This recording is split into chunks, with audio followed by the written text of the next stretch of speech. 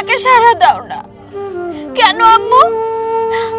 আমার উপর তোমার এত কিসের রাগ?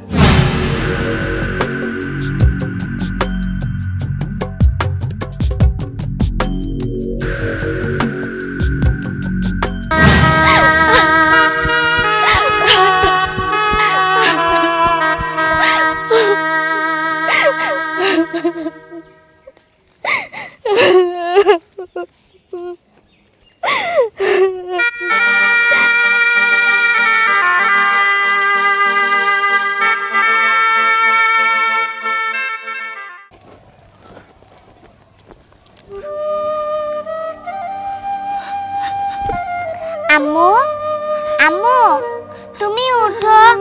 তুমি বলেছিলে না আমাকে অনেক খেলনা অনেক কিছু কিনে দিবে। আম্মু তুমি না বললে আমাকে ছাড়া এখানে থাকবে না? আম্মু উঠো। আম্মু তুমি এখানে একা একা শুয়ে আছো কেন? চলো আমরা বাসায় যাই। তুমি না খাওয়াই দিলে আমার পেটই ভরে না। মা তুমি উঠো, আমাদের সাথে বাসায় চলো। মা, ও মা, তোমাকে ছাড়া আমার ঘুম আসে না, তোমাকে ছাড়া আমি কোথাও যাব না। আম্মু তুমি আমাদের সাথে এখনই চলো। আম্মু তোমাকে ছাড়া আমার একটু ভালো লাগে না। তুমি না আমার সাথে কত কথা দিয়েছিলে আম্মু। মা চোখ বন্ধ করো, ঘুমাও। আমার এভাবে ঘুম আসছে না। তাহলে কিভাবে ঘুমাতে হবে? আমি তোমার বুকের উপর উঠে ঘুমাবো। এখন বড় হয়ে গেছো না মা, ঘুমাও তাড়াতাড়ি। তোমার সমান হলেও আমি তোমার বুকের উপর উঠে ঘুমাবো। পাগল মেয়ে আমার। আয়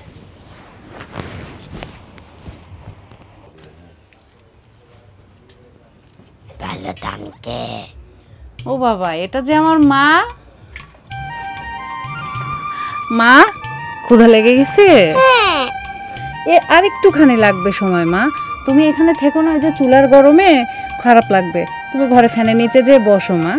আচ্ছা আচ্ছা, আমি রান্না হলে তোমাকে খাওয়াই দিব। হ্যাঁ আচ্ছা আচ্ছা। পাগল একটা। আম্মু এই কে রে এটা?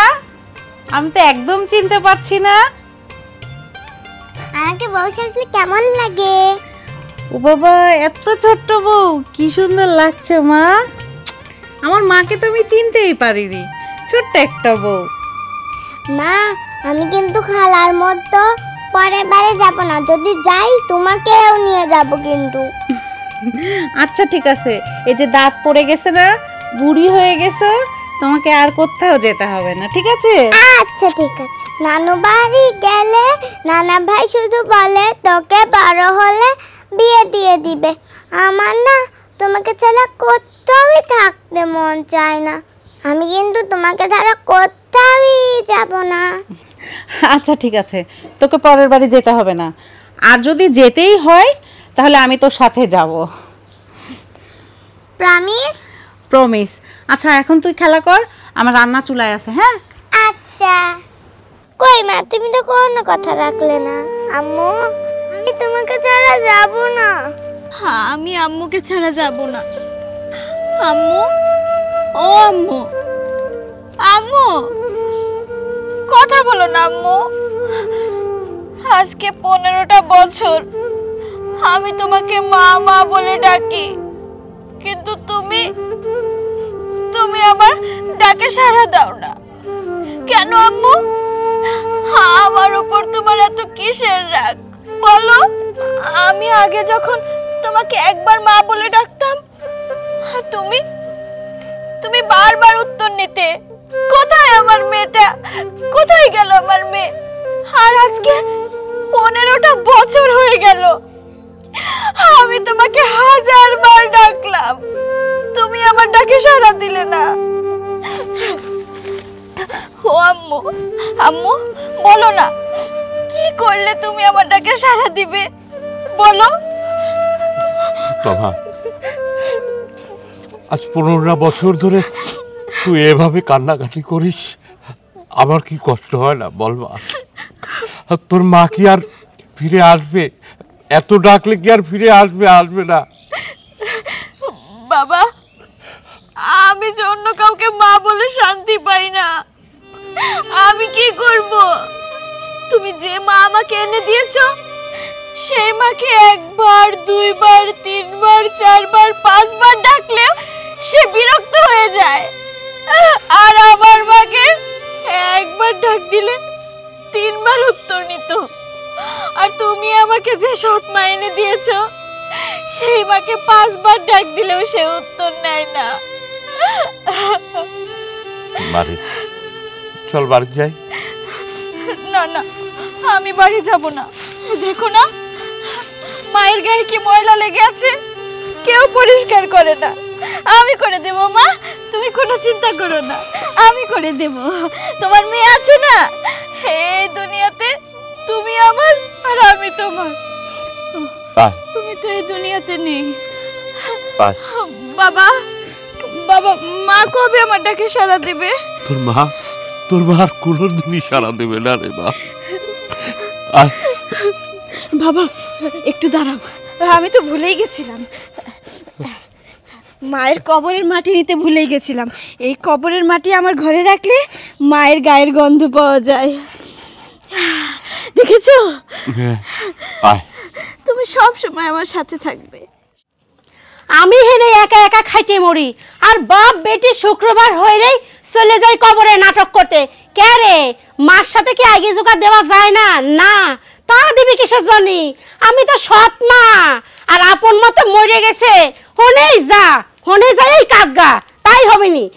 আজকে আসুক, আসলে পরে কব আজকে খাওয়াটা দিয়ে হোম দিনই খাই আসে। কয় না সৎ মাই হয়, সৎ মা কোনো সময় আপন হয় না। খাবার হয়েছে নাকি? খাবার তো হয়েছেই, তোমার জন্য রাইতে বাড়ি বসে রয়েছি। কে নিয়ে ঢ্যাং ঢ্যাং করতে করতে চলে যাও। মার সাথে কি আগে জোকা দেওয়া লাগে না? হ্যাঁ, কে আগে জোকা দিলে তো তাড়াতাড়ি রাধা হয়। আচ্ছা, তুমি কি মায়ের দরদ বোঝো? তুমি কি বোঝো নিজের মা বাঁচে আছে তো ঠিক পাও না, ওর মাটা মারা গেছে, ও বোঝে মায়ের দরদ কি? তুমি বোঝো? তুমি কি আমাকে বদদোয়া দিচ্ছাও যে আমার মা তাড়াতাড়ি মরুক আর আমি সেই বুঝা বুঝি? হ্যাঁ, কে তোমার মা, তোমার আবার এত তোল্লাই দেওয়া লাগবে কে তোমার মেয়ে? আমি তো এইটাই বুঝিনি। ও যাচ্ছে, তুমিও সাথে সাথে চলে যাও কে? আচ্ছা, এই ও তো প্রতি শুক্রবারে যায় ওর মায়ের কবরের পাশে, সাথে আমিও যাই, তাতে তোমার সমস্যা কি? তোমার সমস্যা কি? ওর মনের মধ্যে একটু মায়ের জন্য হাহাকার করে, ওই জন্য প্রতি শুক্রবারে যায়। তাছাড়া সপ্তাহে 6 দিনই তো তোমার সঙ্গে রান্না করে। ওই তো রান্না করে। তুমি কি রান্না করো? তুমি কি রান্না করে আমাকে খাওয়াও? ও, আর আমি 7 দিনই খাটের পর শুয়ে থাকি, আর তোমার পেটের মধ্যে এমনি ভাত চলে যায় নাকি? তুমি খাটো, আমি সব জানি। খবরদার তোমাকে বলছি, ও কোনো রকম রাগারাগি করবে না। আগের বউটা ছিলে, বাড়িতে আসলে আমার মনে হতে আমি বেহেশতে আসলাম। আর তোমাকে এই 15 বছরে বিয়ে করে, মানে বলতে কি কয়, খুলা পাইলে হচ্ছে মুড়ি ভাজে না, ওরা মুড়ি ভাজতি আমার জীবনটা কয়লা বানা ফেলাই যাও। আম্মা, আমার একটু যখন বেশি খারাপ লাগে, যখন মায়ের কথা বেশি মনে পড়ে, তখনই তো আমি একটু মায়ের কবরের পাশে যাই। তাছাড়া প্রতিদিনই তো আমি আমার স্কুল বাদ দিয়া আমি তোমার রান্নায় সহযোগিতা করি, আমি রান্না বাড়া করি। আমি প্রত্যেকটা দিন গুনি, শনিবার থেকে বৃহস্পতিবার পর্যন্ত কখন শুক্রবার আসবো আর আমি কখন আমার মায়ের কাছে যাইতে পারবো। এই একটা দিনই তো আমি আমার মায়ের কাছে যাই, আর এই একটা দিনের জন্য তুমি আমার সাথে এমন করতেছো, আব্বার এত কথা শোনাইতেছো। এত একটা কথা কইসনি, তোর মুখ দেখলে আমার গা জ্বলে যায়। চল।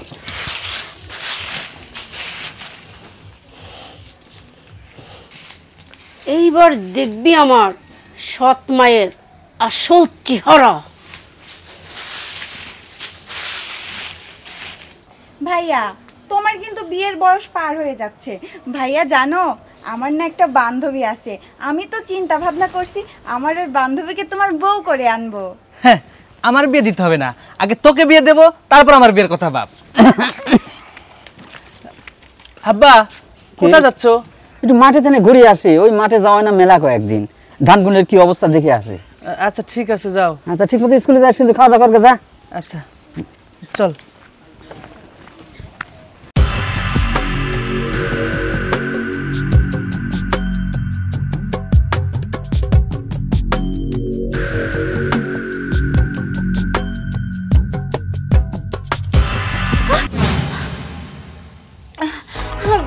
আম্মা এইটা এইটা তুমি কি করতেছো?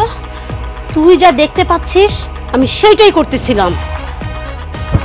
মা তুমি আমারে মাইরা ফেলতে চাইতেছো, কিন্তু আমি কি এমন অপরাধ করছি? তুই কি অপরাধ করছিস তুই জানিস না? এই সারাক্ষণ তোর জন্য এই বাড়িতে অশান্তি লাগেই আছে। তোর বাবার সাথে সারাক্ষণ তোর বিষয় নিয়ে আমার সঙ্গে ঝামেলা লাগে।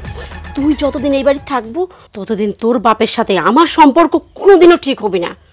তাই ভালোই ভালোই বলতেছি, এই বাড়ির থেকে চলে যা, না হলে কিন্তু আমি এমন কলঙ্কের দাগ তোর গায়ে দেব না যে কোনোদিনও ওই বাইরে গিয়ে মুখ দেখানোর মতো জো থাকবি না তোর। না না, আমারে তুমি ভাইরা ফলাইও না, আমার গায়ে তুমি কলঙ্কের দাগ দিও না, না হইছে আমি লোক সমাজে মুখ দেখাইতে পারবো না। আমি এখান থেকে আমার নিজের ইচ্ছায় চলে যাব। তুমি তুমি শুধু আমারে মাইরো না, আমার গায়ে কোনো কলঙ্কের দাগ দিও না। আর একটা কথা শোন, এই কথা যদি তোর বাবা শোনে না তাহলে এই যে যেটা করতে যাচ্ছিলাম না ঠিক সেইটাই তোর সঙ্গে আবার করব। না না, এই কথা কেউ জানবো না, আমার আর তোমার মধ্যে থাকবো, কাক পক্ষী উঠে পাইবো না। তুমি শুধু আমারে মাইরো না, আমি পয়সা থাকতে চাই, আমার গায়ে কলঙ্কের দাগ লাগাইও না, আমি নিজের ইচ্ছায় চলে যাব। আল্লাহ, এত দিনের আশা আজ তুমি আমাকে পূরণ করে দিলে। শেষে কিনা এই শয়তানটা বের হলো বাড়ি থেকে।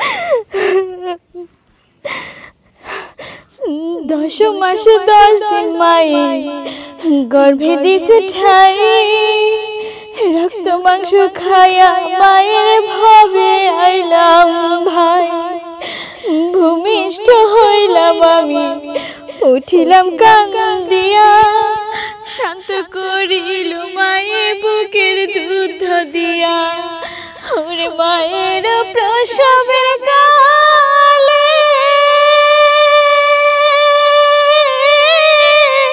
বুক ভেসে যায় নয়ন জলে রে, বলে আমায় আল্লাহ যাও গো লইয়া সন্তানের নিও না, দুঃখের দরদে আমার জনম দুঃখী মা, গর্ভধারিণী মা, জনম দুঃখিনী মা, দুঃখের দরদে আমার জনম দুঃখী মা।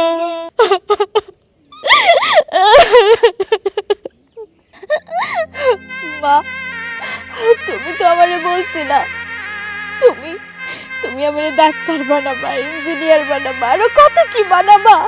তোমার মনে আমার জন্য কত শখ আহ্লাদ স্বপ্ন ছিল। মায়ের দোয়া আল্লাহ কবুল করে, কিন্তু তোমার দোয়া আল্লাহ কেন কবুল করলো না?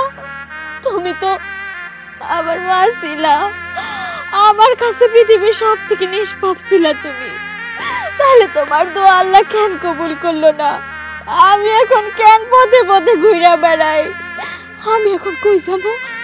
ও আল্লাহ, আল্লাহ তুমি বলো না, আমি এখন কই যাব?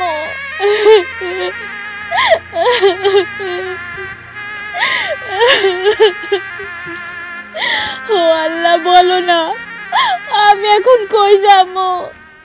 আমার যাওয়ার একটা জায়গা কইরা দাও তুমি। তোমার এত বড় দুনিয়াতে আমার কি থাকার একটু জায়গা হবো না?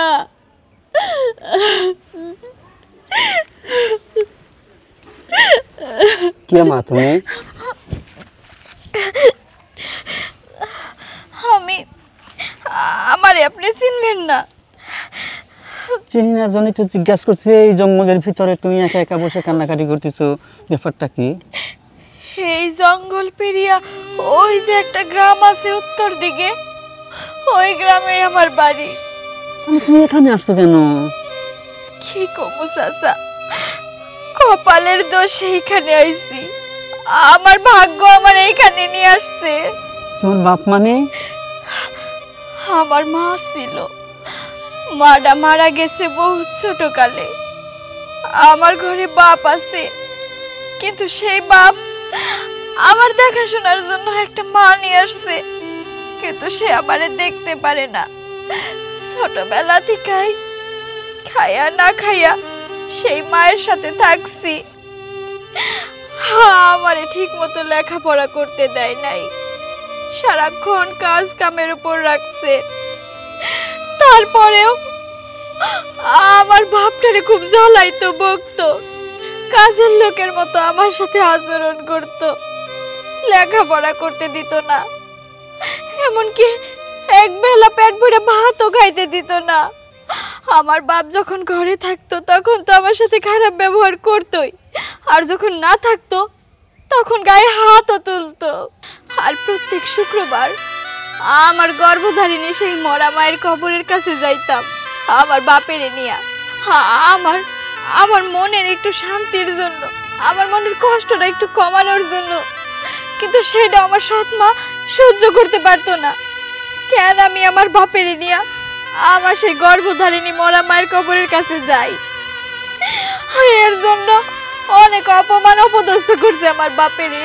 তারপর সর্বশেষ কি হয়েছে জানেন? শোনে তাহলে।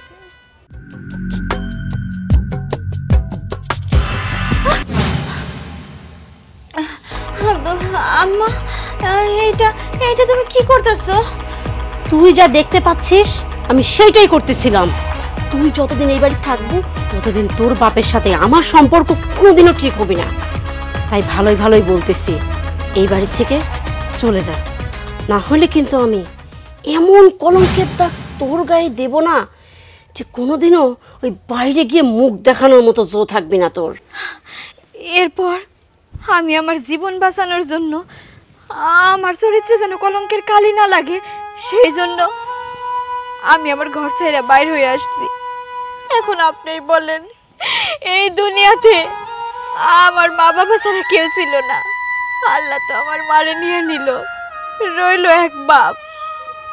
আমার মান সম্মানে আঘাত লাগলে আমার বাপ বাঁচতো না, আমি জানি। এখন আমি কই যাবো? আমার তো আত্মীয় স্বজন কেউ নাই এই দুনিয়াতে, আমার কোনো যাওয়ার জায়গা নাই। মারে, যদি কিছু মনে না করো, তুমি আমার সাথে আমার বাড়ি চলো। আমার বাড়িতে তুমি আমার মেয়ের মতো হয়ে থাকবে, তোমার কোনো ভয় নাই। যাবে মা? ঠিক আছে, আপনি তো আমারে মা বইলা ডাকছেন, আর আপনি আমার বাপের সমতুল্য। অন্তত আপনারে দেখলে যদি আমার বাপটার কথা মনে পড়ে। আমার বাপ সবসময় আমার আশেপাশ দিয়ে ঘোরাঘুরি করতো। আপনার এখানে থাকলে আমার মনে হবো যে না, আমার আরেকটা বাপ আছে এই দুনিয়াতে আমার খেয়াল রাখার জন্য। আমি যাব। ঠিক আছে মা, তাহলে চলো যাই। চলে। চলো মা।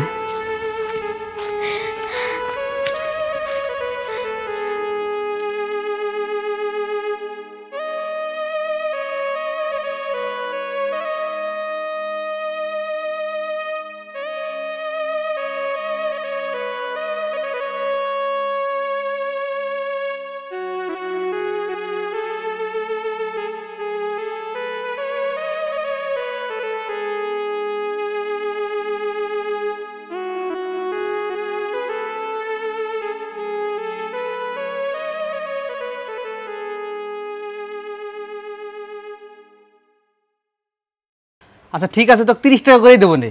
না, আমাকে 100 টাকা দিতে হবে। আব্বা, হ্যাঁ, এই মেয়েটাকে তোমার সঙ্গে? এই মেয়েটা একটা অসহায় মেয়ে, এর বাপ মাও কেউই নেই। জঙ্গলের ভিতরে একা একা বসে কান্না করতেছিল, যে আমি সাথে করে নিয়ে আসলাম। কখন কি খাইছে না খাইছে মারে, তুই ঘরে কিছু খাবার থাকলে একে নিয়ে যে খাওয়া তো যা, তারপরে সব শুনেছি। আসো। দাঁড়া আব্বা, তুমি চেনো না জানো না, কোথা থেকে একটা মেয়ে নিয়ে আসছো, কোথায় না আবার কোনো অকারেন্স করে আসছে, তখন আমরা বিপদে পড়বো। তুমি মেয়েকে নিয়ে যাও তো। তুই চুপ কর, জানা নাই শোনা নাই বোঝা নাই, এক কথা কলি হয়ে যায়। যা তো মা, উঠলে আগে সাইডে খাইবে দে, কখন কি খাইছে না খাইছে। যাও মা যাও। আব্বা, তারপর একটা বিষয় আছে না, তুমি চেনো না জানো না, কোনো একটা বিপদ আপদ হলে তখন আমরা কি করবো বলো? বাবা রে, এই মেয়েটা ওরকম না, বাপ মার দিক খুব চাপে পড়ে বাড়া চলে যায়, সব তো ভাঙি চুরি খবর নেই। যা তুই এখন যা, কোনো আচ্ছা ঠিক আছে আব্বা।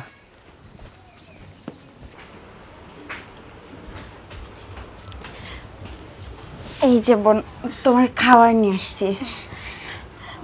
না জানো, আমার না খুব ইচ্ছা ছিল যে আমার ছোট্ট একটা তোমার মতো ফুটফুটে একটা বোন থাকবে, আমি তাকে নিজে হাতে খাওয়াই দিব। কিন্তু দেখো, আমার তো কোনো ছোট বোন নাই, তাই আজকে আমি তোমাকে নিজের ছোট বোন মনে করে খাওয়াই দেব। কি খাবে না? হ্যাঁ, খাবো।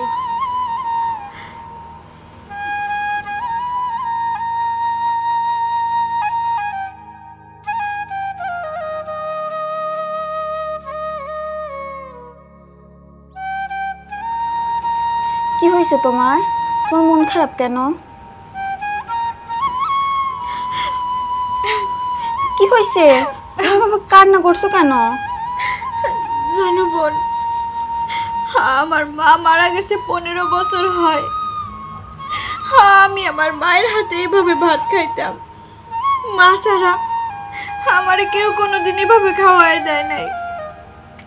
সেই 15 বছর পর আজকে তুমি আমারে আমার মায়ের মতো করে খাওয়াই দিতেছো। আমারে কেউ কখনো আদর করে ভাত খাওয়াই দেয় নাই এত বছর।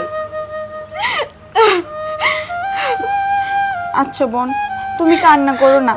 আর আমি তো তোমাকে ছোট বোনের মতো ভাবছি। আজকের থেকে আমি প্রতি ওক্তেই তোমাকে খাওয়াই দিব। নাও, হ্যাঁ করো। আর খাওয়া দাওয়া শেষ করে তুমি বাথরুমে গিয়ে গোসল করে একটু রেস্ট নিবা। বাড়ির যদি কোনো কাজ কাম করার লাগে আমারে কইন, আমি সব কামই পারি। না না, তুমি একা করবা কেন? আমাদের বাড়িতে তো আমি ছাড়া আর কোনো মেয়ে মানুষ নাই। আমি তুমি মিলে একসঙ্গে কাজ করব, কেমন? এখন বুঝতেছি, আল্লাহ যা করে ভালোর জন্যই মনে হয় করে। না হয় আমার ঘরে মা আছে, আমার বাপ আছে, তাগো কাছে আদর যত্ন পাইলাম না। তোমরা আমার রক্তের কেউ না, তোমরা আমারে কত আদর করো।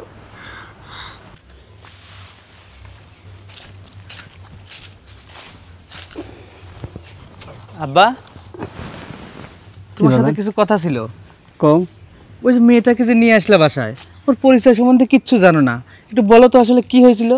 হয়েছে কি, আমি তো মাঠে গেলাম, মাঠে থেকে আসতে দেখি জঙ্গলের ভিতরে বসে কাঁদতেছে। আমার মা ছিল, মাটা মারা গেছে বহুত ছোটকালে। আমার ঘরে বাপ আছে, কিন্তু সেই বাপ আমার দেখাশোনার জন্য একটা মা নিয়ে আসছে, কিন্তু সে আমারে দেখতে পারে না। ছোটবেলা থেকেই খায়া না খায়া সেই মায়ের সাথে থাকছি। আমারে ঠিক মতো লেখাপড়া করতে দেয় নাই, সারাক্ষণ কাজ কামের উপর রাখছে। আমি আমার জীবন বাঁচানোর জন্য, আমার চরিত্রে যেন কলঙ্কের কালি না লাগে, সেই জন্য আমি আমার ঘর ছেড়ে বাইর হয়ে আসছি। তাহলে ক বাপ, আমি কি ওই মেয়েটা কোনো ফেলা থুয়ে আসতে পারি? না না আব্বা, তুমি ভালো করছো। আসলে এরকম একটা অসহায় মেয়েকে নিয়ে আসাই তোমার ভালো হয়েছে। হ্যাঁ, তো বাজান আমি তো একটা কথা কবে চাচ্ছি তো। আমার কথা করছে, কও, সমস্যা কি? কথাটা হচ্ছে যে মনে কর যে মেয়েটাও যুবক, তুইও আমার যুবক সওয়াল, এইরকম যদি বাড়িতে রাখি অনেক মানুষ অনেক কথা কবিনি, সমালোচনা করবেনি।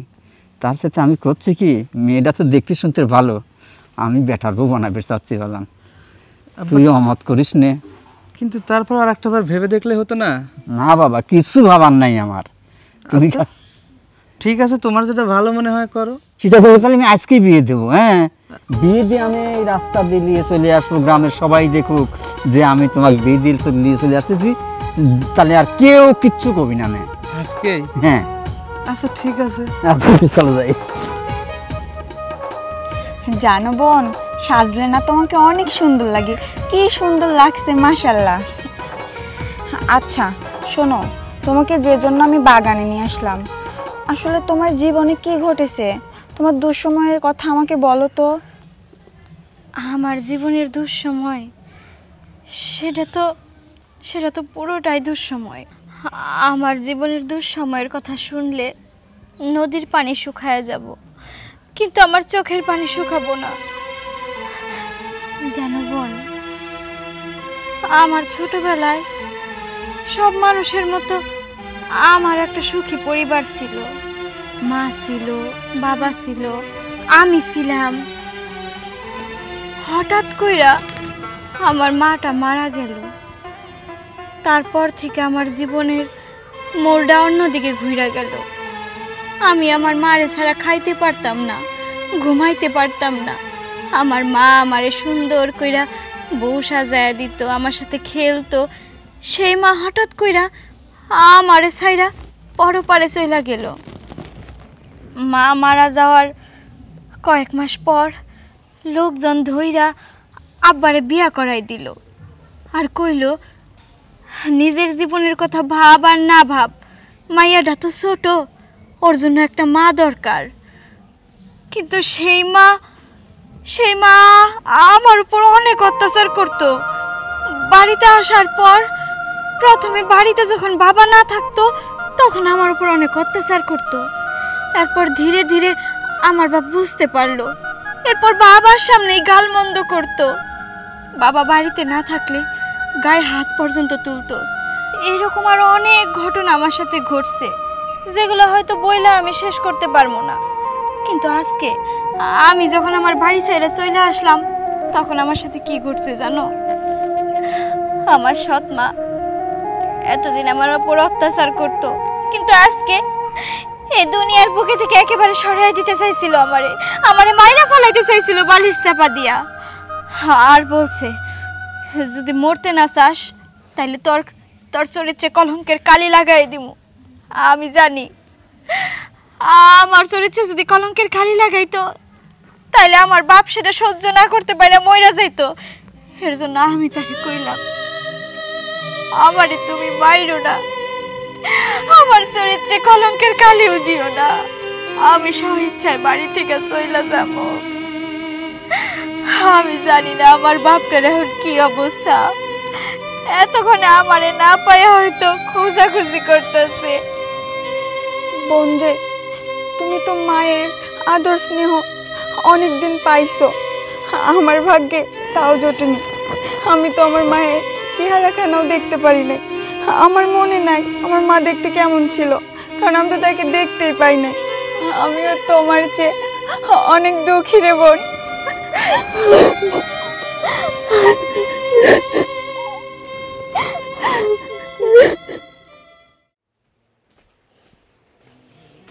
তোমা কে রে, বাড়ির মধ্যে তো ঘরে নাই তোমা? এ তোমার মা? তোমার মা কি? আচ্ছা মেয়ে কই? যাই না, কই গেছে? জানি না কই গেছে মানে? এই তুমি ওর উপরে রাগারাগি করো নি তো? শোনো, আজারে পেছাল পারে না, আমার এত সময় নেই যে তোমার ওই মেয়ের পর রাগারাগি করবো। দেখো কোনে পাড়ায় ডিং ডিং ডিং ডিং করে বেড়াচ্ছে। না না না, ওই পাড়ায় বেড়ানি মেয়ে আমার না। আচ্ছা ওই মার কবরের হনে যায়নি তো? দেখো গেছে, অত কামি সংসারে কাম কাজ বাদ দিয়ে মার কবরে পর মনে হয় যায় শুয়ে রয়েছে। যাও যাও, ও তো আর খুঁজে পাবে না নে।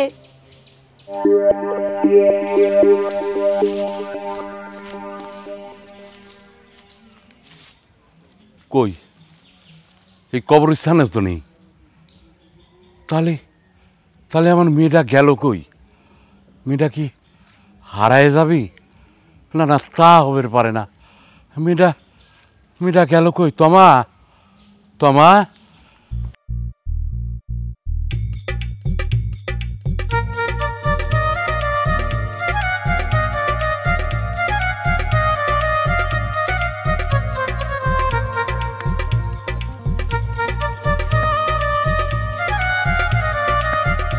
মারে, এই যে এত রাস্তা তোমাকে হাঁটাইলাম কিসের জন্য তা জানো? না। তোমাকে তোমরা কোর্টের থেকে বিয়ে করা নিয়ে আসলাম। হ্যাঁ, এই গ্রামের লোক যাতে সবাই জানে যে আমরা পছন্দ করি, ধুমধাম করে তোমাকে বিয়ে করে নিয়ে বাড়িতে চলে আসলাম, গ্রামের সবাই দেখাতে আসলাম। ঠিক আছে মা? বুঝতে পারছি এখন। কিচ্ছু মনে করে না, চলো যাই মা। ঠিক আছে।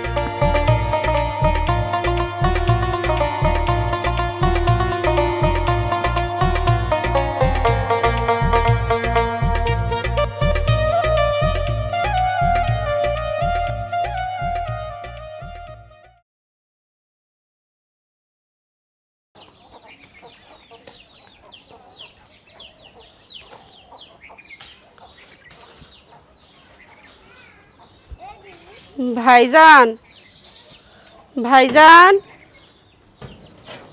কে? ভাইজান আমি। কিরে তুই এনে কি জন্য আইছিস? হ্যাঁ ভাইজান, আপনি তো জানেন ও মারা গেছে। ওই বাড়িতে না আমার খুব একা একা লাগে, আমার খুব ভয় লাগে ভাইজান। আমার ওই বাড়ি থাকতে মন চায় না, তাই আমি এই বাড়ি চলে আইছি ভাইজান। আপনি আমাকে একটু ঠাঁই দেন ভাইজান। তোর কারণে আমার ভাগিনীটা আজ ঘর ছাড়া হয়েছে, আর সেই মেয়ের শোকে আমার দুলে ভাই স্ট্রোক করে মারা গেছে শুধুমাত্র তোর কারণে। আর এখন তুই আমার বাড়িতে আইছিস, আমাকে খাবে আইছিস? হ্যাঁ, যা তুই আমার বাড়ির থেকে বাইর হয়ে যা। যা ভাইজান, আমি কই যাব ভাইজান? আমার তো কোনো যাওয়ার জায়গা নাই ভাইজান, আপনি আমাকে ঠাঁই দেন ভাইজান। কই যাবি? জাহান্নামে যা। যা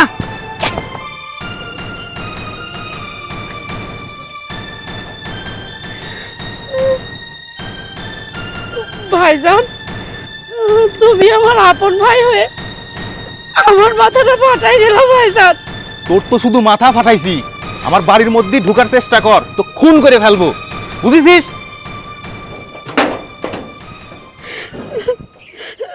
না না ভাইজান, তুমি যে জায়গায় আমার ভাই হয়ে ঠাঁই দিচ্ছ না, আমি তোমার বাড়িতে যাব না। আমার শাড়িটা কেমন হয়েছে? অনেক সুন্দর হয়েছে তোমার শাড়িটা। এই শাড়িটার কথা মনে আছে? এইটা কিন্তু তোমার আব্বা আমাকে দিয়েছিল। ও আচ্ছা, আমি তো ভুলেই গিয়েছিলাম। আর এই একই কালারে তুমিও আমাকে একটা দিয়েছিলে, কিন্তু সে শাড়িটা এরকম না। বাবা, কয়টা সাহায্য দাও না। এই নেন 500 টাকা? তুমি অনেক বড় মাপের মানুষ। আপনি? তোমা? আম্মা? আম্মা? কি বলতেছো, তুমি ওনাকে চেনো নাকি? হ্যাঁ, তোমাকে যে আমি বলেছিলাম না, হ্যাঁ, আমার এক সৎ মা ছিল, যার কারণে আমি আমার ঘর ছাড়া হয়েছি। ইনি সেই সৎ মা। কিন্তু আপনার এই পরিণতি কিভাবে হলো? আর বাবা, বাবা কোথায়?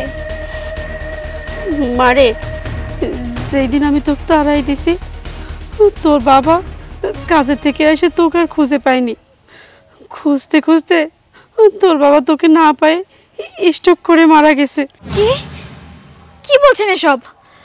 বাবা মারা গেছে মানে? না না, এটা হতে পারে না। আমি বিশ্বাস করি না বাবা মারা গেছে। এই দুনিয়াতে আমি আমার মাকে হারিয়েছি অনেক আগে। শেষ সম্বল ছিল আমার বাবা। আমার আমার কত আশা ছিল আমি আমার স্বামীকে নিয়ে আমি আমার বাবার সাথে দেখা করব, কিন্তু এটা আপনি কি শোনালেন? আপনি মিথ্যা কথা বলছেন। বলুন, আপনি মিথ্যা বলছেন। না রে মা, আমি আর মিথ্যা কথা বলতেছি না।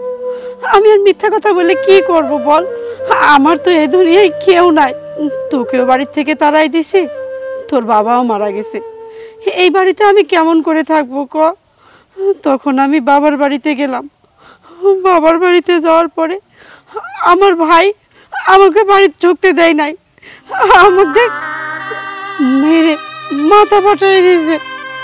চিকিৎসার জন্য আমার কাছে কোনো টাকা পয়সা নাই, তাই চিকিৎসার জন্য এই রাস্তায় বসে আছি লোকের কাছে হাত পাতার জন্য। মারে, তুই আমাকে মাফ করে দে মা, আমি আমার শাস্তি পেয়ে গেছি মা। এসব আপনি কি বলছেন? আসলে মাফ করার আমি কে বলুন? আপনার যা শাস্তি আপনি পেয়েছেন, একজন নারীর জীবনে স্বামী না থাকা কতটা যে কষ্টের সেটা আমি বুঝতে পেরেছি। আসলে আপনাকে আমি কোনোদিন শাস্তি দিতে চাইনি, আমি শুধু চেয়েছি আপনি যেন আপনার ভুলগুলোকে উপলব্ধি করতে পারেন। আপনি সেটা করতে পেরেছেন, আমি আপনাকে শাস্তি দিতে চাই না। দেখেন, আপনি আমার সাথে যে অন্যায় করেছেন, এখন আমিও যদি আপনার সাথে সেই একই অন্যায় করি তাহলে আপনার সাথে আমার সাথে কোনো পার্থক্য থাকবে না। আমার মা মারা যাওয়ার পরে একদিন হলেও আমি আপনাকে মা বলে ডেকেছি, সেই ছোটবেলা থেকে আপনাকে আমি মা বলে ডেকেছি। আমি চাই না আপনি এভাবে রাস্তায় রাস্তায় ঘুরে ঘুরে ভিক্ষা করেন। আপনি আমার সাথে চলেন। কি গো, তুমি অনুমতি দিবে? অবশ্যই দিব। আর তোমার আম্মা মানে? আমারও তো আম্মা। হ্যাঁ, আমার গর্ভধারিণী মা সে তো অনেক আগেই মারা গেছে। আর বিয়ের পর যে একজন শাশুড়ি পাবো, তাকে যে আমার মায়ের স্থানে বসাবো, সেটাও আমি কখনো পাইনি। আপনাকে আমি মা বলে ডেকেছি, হোক আপনি আমার সৎ মা, কিন্তু আমি চাই আপনি আমার সাথেই থাকেন। চলেন। একটা কথা, আপনাকে আমি মা বলে গ্রহণ করে নিলাম, আপনিও আমাকে মেয়ে বলে গ্রহণ করে নিলেন, আমি আপনাকে মাফও করে দিলাম। কিন্তু আপনার কারণে আমি ঘর ছেড়েছিলাম, সেই ঘর ছাড়ার কারণে আমার বাবা শোকে শোকে মারা গেল। আপনি কি পারবেন এখন আমার বাবাকে ফিরিয়ে দিতে?